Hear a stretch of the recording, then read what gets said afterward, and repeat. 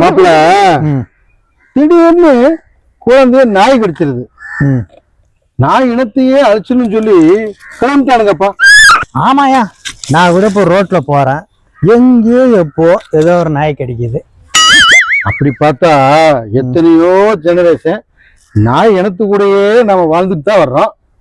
ஓ, கொசு நம்ம வீட்டுக்குள்ள பூந்து குழந்தையில இருந்து பெரியவங்க, தாத்தா பாட்டி, சித்தப்பா, மாமா மாமி எல்லாரையும் கடிக்குதியா?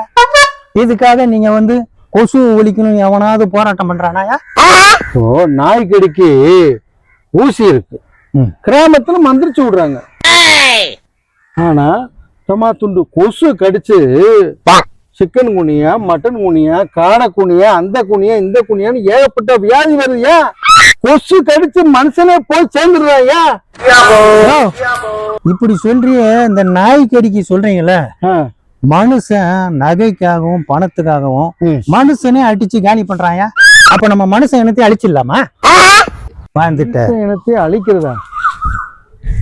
அப்படி பார்த்தா பூமியில மனுஷன் இனமே இல்லாம போயிருமையா? அழிச்சாலும் அழிச்சிருவாங்களோ?